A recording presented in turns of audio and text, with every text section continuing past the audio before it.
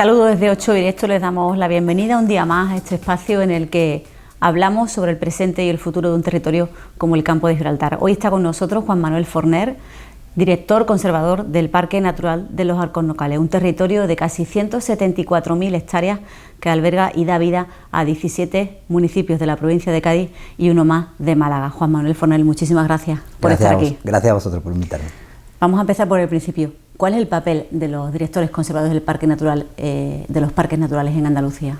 Pues es un papel bastante amplio porque nosotros somos técnicos, que lógicamente dependemos de las delegaciones territoriales de medio ambiente, bueno, ahora con ese nombre tan largo, ¿no?, de agricultura, ganadería, pesca y desarrollo sostenible, pero bueno, para que nos entendamos, de medio ambiente, dependemos de esas delegaciones y nuestra misión fundamental es hacer cumplir la normativa del parque. Es decir, los parques tienen dos funciones fundamentales, una es la conservación, como es lógico, y otra es la dinamización socioeconómica de las poblaciones que están en el interior.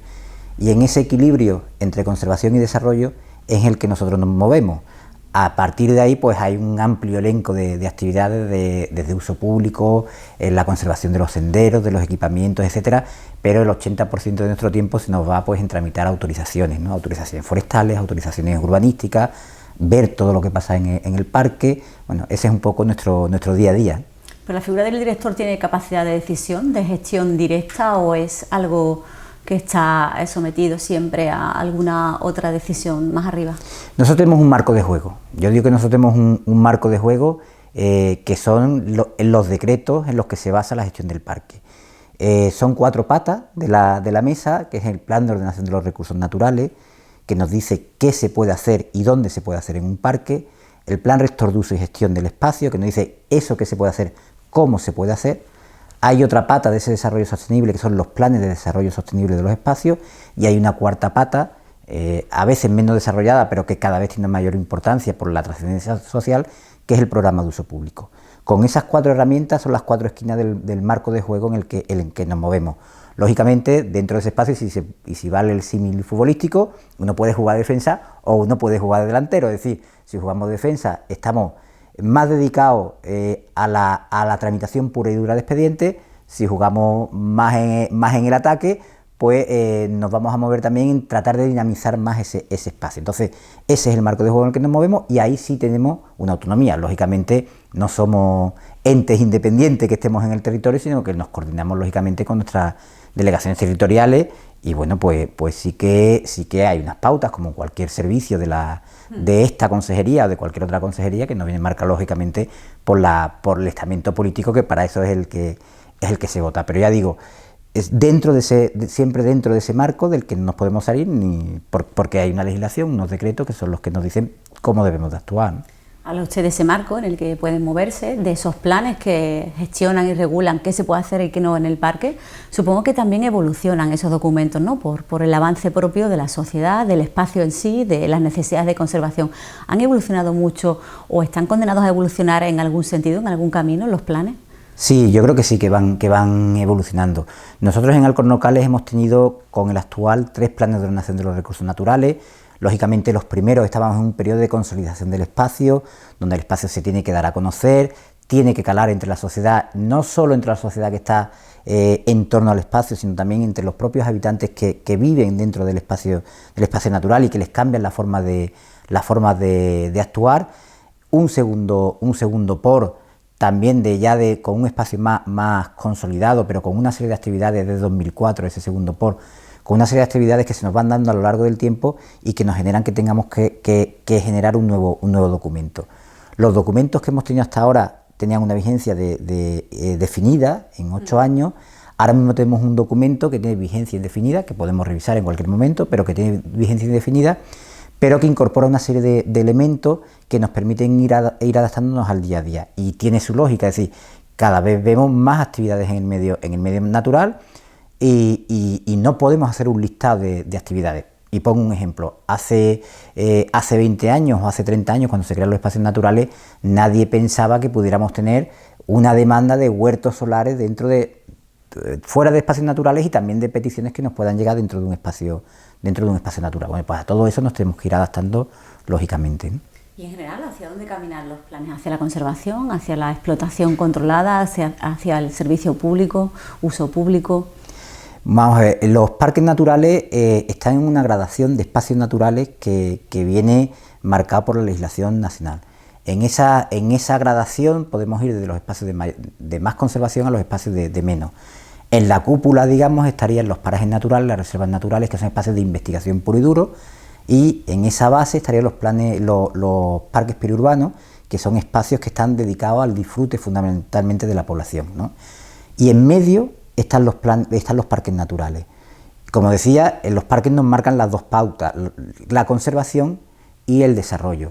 Y ahí es donde vamos, es decir, tenemos que conseguir un desarrollo sostenible, tenemos que conseguir que las poblaciones que están en los espacios naturales puedan vivir también de los espacios naturales, pero siempre sometido, digamos, al principio fundamental de precaución, de conservación de esos espacios, que es lo que hace que se declaren como tales, ¿no? Uno de los mayores problemas de lo que se habla desde hace muchos años que tiene este parque es la regeneración del alcornocal. Hace poco en Castellar tuvieron ustedes una jornada donde se puso en manifiesto que el alcornoque está viejo, para que lo entienda la gente. ¿Estar viejo es lo mismo que estar afectado por seca o una cosa lleva a la otra? Vamos a ver, el concepto de seca del que hablamos habitualmente es un concepto muy amplio y un concepto, digamos, complicado, ¿no? Abarca muchísimas cosas, abarca desde la muerte rápida, digamos, del alcornocal hasta una muerte un poco más lenta. Nosotros desde la consejería y desde el parque se lleva trabajando desde hace casi 25 años en este tema. Hay que dejar claro, yo creo que en este aspecto, dos temas importantes. Primero, muerte de alcornoques ha habido siempre. Si nos vamos a fuentes de principios del siglo XX, nos hablaban de mortandades de miles de árboles también en los alcornocales. Lo que pasa es que teníamos carboneros en el monte que limpiaban esos montes, entonces no se veían a lo mejor tanto esas especies que estaban afectadas.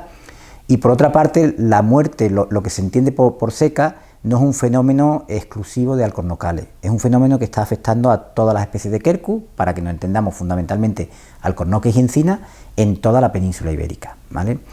Y ahí hay una serie de elementos que son importantes. Hay un hongo, que es la Phytophthora cinnamomi, que afecta a esas especies de Quercus. Esa Phytophthora tiene dos cepas. Tiene una cepa que es capaz de matar a un árbol que está sano y otra cepa que no es capaz de matar a un árbol sano, sino que afecta a árboles que están ya enfermos, y digamos que es el agente final que acaba con el árbol. Esa Phytophthora lo que hace es que come las raíces absorbentes del alcornoque, y fundamentalmente después de verano, cuando los árboles están más débiles, pues provoca su muerte, y puede provocarla de modo muy rápido. Bueno, de esas dos cepas, la cepa que afecta a los alcornocales, que afecta a nuestro parque, es la cepa menos virulenta, es decir, es la cepa que afecta a aquellos árboles que están afectados ya por otra enfermedad o que están muy débiles. Y en ese sentido, lo que nos encontramos aquí en alcornocales es una masa de árboles muy envejecida, que cuando le entra esta Phytophthora, fundamentalmente a final de verano, es capaz de acabar con el árbol.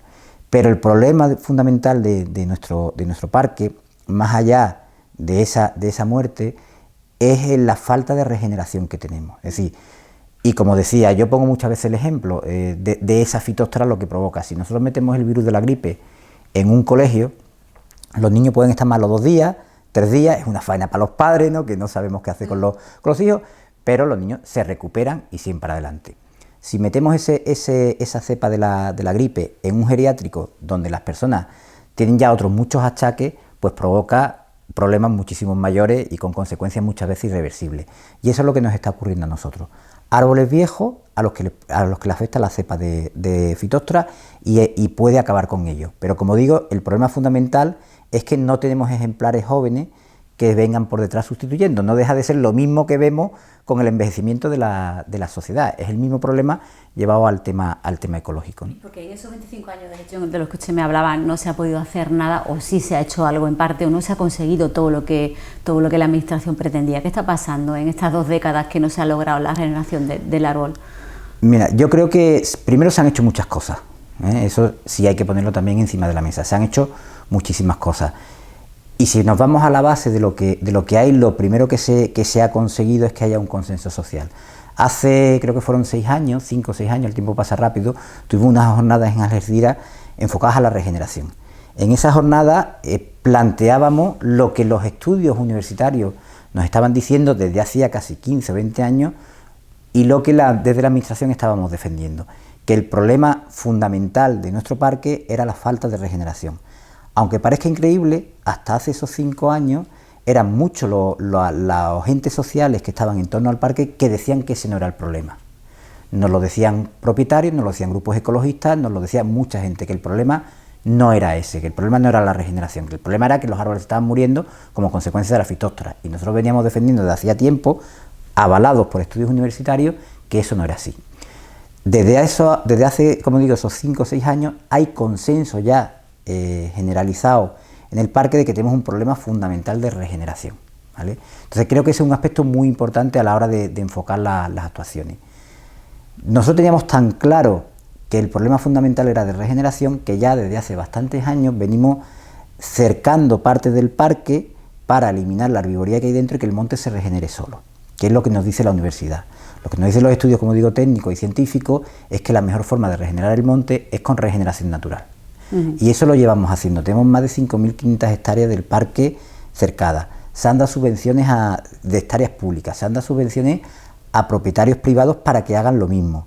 Y se está luchando contra el exceso de herbivoría, es decir, se está actuando bastante en el parque. Ahora mismo, de hecho, estamos ejecutando un proyecto de más de 3 millones de euros para cercar, eliminar los herbívoros que hay dentro del monte y que el monte se pueda regenerar. Y de hecho estamos viendo ya esos resultados. Lo estamos viendo directamente en los montes nuestros, pero es que además hace un año, creo que fue, el propio Ayuntamiento de Los Barrios hizo un estudio donde analizaron la situación de los cercados de regeneración y comprobaban con los datos esto mismo que estamos diciendo, que cuando eliminamos herbivoría y dejamos que el monte sea capaz de regenerarse, el monte se regenera solo, ¿no?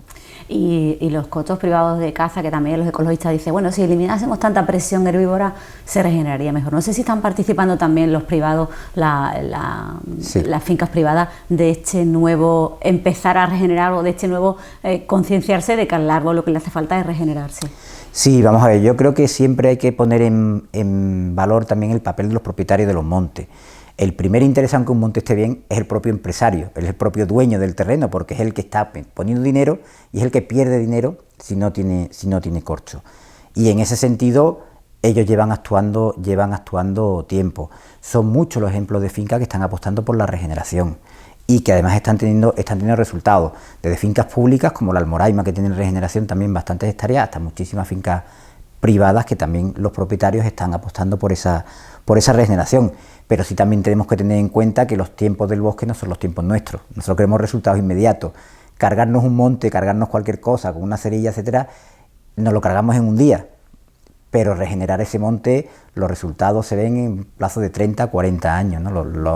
No son tiempos acordes unos con los otros. Sí, desafortunadamente pues no lo vamos a ver tan rápido. Claro.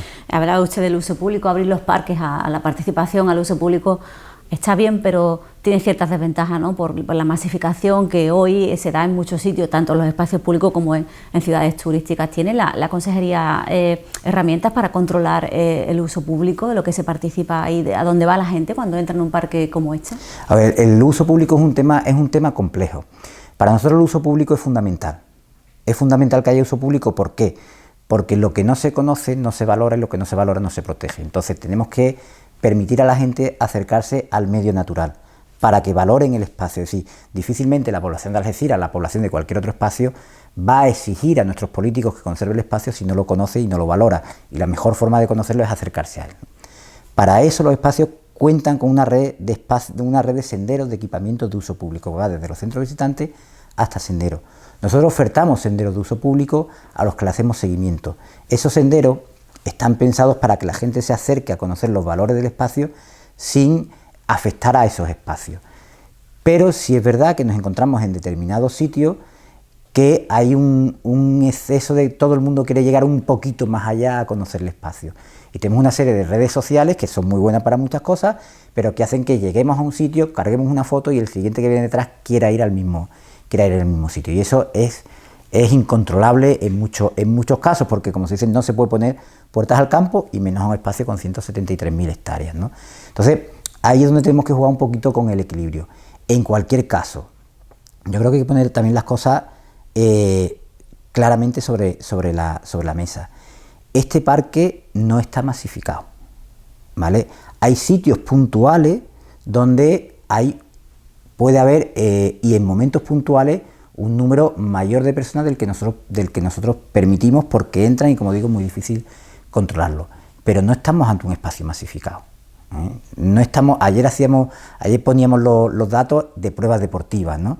Bueno, pues el número de participantes en pruebas deportivas, lo que nos salen, si hiciéramos la media sobre las hectáreas del parque, estamos hablando de 1,7 usuarios cada 100 hectáreas y año. Es decir, no estamos ante un espacio que esté masificado. Pero eso no quita para que haya determinados puntos que, por su valor y sensibilidad ambiental, tengamos que extremar las precauciones. Pero yo creo que las cosas hay que ponerlas en su justa medida. Y no podemos olvidarnos de que en el caso del Parque de Alcornocales, sí es cierto que tenemos una zona de reserva con unos valores muy importantes, que están a apenas 10 kilómetros en línea recta de una población de casi 300.000 personas. Entonces eso genera una presión añadida.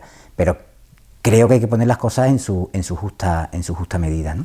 A pesar de esa cifra que usted nos comenta, las pruebas deportivas parece que ha suscitado cierto debate. Ayer trataron ustedes eso en una comisión. ¿Cómo se va a regular? ¿Con las cifras sobre la mesa? No sé si se van a crear nuevas herramientas, o con las que tenemos ya es suficiente y lo que está pasando ahora está pasando bien sin ningún problema. Vamos a ver, nosotros lo que detectamos es que el número de pruebas deportivas va en aumento. Estamos hablando de que en el año 2018 tuvimos 21 pruebas deportivas dentro del espacio. Estamos hablando, como decía, de que entre 2016 y 2018 el número de participantes en pruebas deportivas no llega a las 10.000 personas dentro del conjunto del espacio natural. Es verdad que el 89% se concentra en el campo de Gibraltar. Lo que vemos es que cada vez que nos llega una prueba deportiva tenemos que analizar esos recorridos de 60, 70 kilómetros uno a uno, y eso lo hace todo bastante complicado. Lo que nosotros planteábamos ayer en la Comisión de Uso Público de la Junta Rectora es elaborar un trabajo que nos permita establecer las bases para que los organizadores de la prueba deportiva sepan cuáles son los criterios por los que se pueden autorizar o no se pueden autorizar esas pruebas, analizando todos los posibles impactos que pueda tener y cargando toda la información que ya tiene levantada la Consejería de Agricultura, Ganadería, Pesca y Desarrollo Sostenible. Y sobre eso, consensuando esos criterios, cada vez que venga una prueba, nosotros podamos decirle claramente sí o no, y sobre todo tratar de levantar, fundamentalmente en el campo de Gibraltar, aquellos sitios por los que se podría desarrollar una prueba, y que el organizador ya tenga de antemano una seguridad también a la hora de hacer su recorrido y decidir, por aquí posiblemente me lo van a autorizar, si me salgo de aquí tengo un 99% de posibilidades de que no me lo van a autorizar. Las herramientas las tenemos, o sea, tenemos un POR, tenemos un PRU, pero queríamos ir, y tendremos un programa de uso público, pero queríamos ir un poco más allá, establecer esas bases que luego podamos llevar al programa de uso público para que todo esté bastante clarificado. Para que a nadie se le ocurra hacer una prueba de otro tipo y que sepa que hay un marco en el que... Exactamente. Sí, pruebas deportivas se pueden hacer en el espacio, pero evidentemente. Dependemos de cuántos kilómetros, cuántas cosas... Claro, y sobre todo que lo que dependemos es de los objetivos de conservación del espacio. Como decía, lo primero es la conservación, pero eso no va reñido con el uso del espacio. Tenemos que conjugar las dos cosas. Bueno, pues se trata de consensuar entre todos los que están en la Junta Rectora, donde están representados tanto la Federación de Montaña como los grupos ecologistas, como los propietarios privados, los ayuntamientos, etcétera, entre todos consensuar esa base. Es una forma de trabajar a lo mejor distinta, pero creemos que es la mejor. Sabemos que no lo vamos a tener, esas bases, en una reunión, como decíamos ayer, nos llevará 3, 5, 10 las que hagan falta. Pero lo importante es que lleguemos a un documento consensuado y donde quede muy claro que hacer una actividad deportiva de este estilo en Alcornocales igual es posible hacerlo, pero hay que tener unos condicionantes ambientales, porque si no, lo lógico sería hacerlo fuera del espacio. Y ya por último me gustaría que hablásemos, los espacios naturales y la población en general se enfrentan a un fenómeno como el cambio climático, que nadie escapa a él. ¿Cómo le va a afectar al parque este cambio climático, o cómo le está afectando ya? Sí, es un aspecto que se nos escapa, ¿no? Yo muchas veces, más que de cambio climático, me gusta hablar de cambio global, ¿no? Que aglutina el cambio climático y otras muchas cosas. Pero bueno, en cualquier caso, a lo que nos enfrentamos es un escenario, evidentemente, de cambios en las precipitaciones. Hasta ahora, y hace poco teníamos un estudio de la Universidad de Cádiz sobre la cuenca del Barbate, las precipitaciones de media no han disminuido, pero sí es verdad que han cambiado. y lo vemos un poco por todo. La forma en que llega. Por la forma de llover. Es decir, ahora a lo mejor nos puede llover, aparte de años de sequía, ¿no? Que ahora hablamos de eso, los años que llueve y que las precipitaciones están dentro de las medias, es verdad que se cumplen las medias, pero concentrado en un periodo de tiempo mucho más corto. Es decir, nos está lloviendo de modo más torrencial y yo creo que eso lo apreciamos todos. Eso tiene para empezar unas consecuencias importantes en el arrastre de tierra, en la pérdida de suelo por erosión. Pero además están aumentando los periodos de sequía. Cuando nosotros miramos, hay un índice que se llama, sin entrar en temas técnicos, pero índice de sequía estandarizada, que es el índice, digamos, la cantidad de agua que hay en el suelo, no lo que nos llueve, sino la cantidad de agua que hay en el suelo. Lo que vamos viendo es que a lo largo del siglo XX esos periodos de sequía estandarizada aumentan en el tiempo y aumentan en intensidad. Y eso está provocando evidentemente unas consecuencias sobre nuestra arboleda, por lo que decíamos al principio, ¿no? Cada vez debilitan más a los árboles y cada vez provoca unas consecuencias mayores en las distintas, bueno, sobre todo fundamentalmente en el Alcornoque. Los peores escenarios nos dicen de cambio climático que se marcan a nivel nacional, nos dicen que podemos llevarnos a un desplazamiento del Alcornocal hacia el norte por cuestiones de temperatura y cuestiones de pluviometría, que puede desaparecer el Alcornocal, podría desaparecer en gran parte de Andalucía, pero que los reductos que quedarían de Alcornocal en Andalucía quedarían en torno a la Sierra del Aljibe, la sierra de lo que hoy es el parque de Alcornocales en el corazón del parque. Es en el peor de los escenarios que esperemos que seamos capaces de revertirlo, ¿no? Estupendo, pues eso esperamos. Juan Manuel, muchísimas gracias por asistir aquí a nuestro Conversando con. Le esperamos en otra ocasión. Pues muchas gracias a vosotros. Pues hasta aquí nuestra conversación con Juan Manuel Forner, director conservador del Parque Natural de los Alcornocales.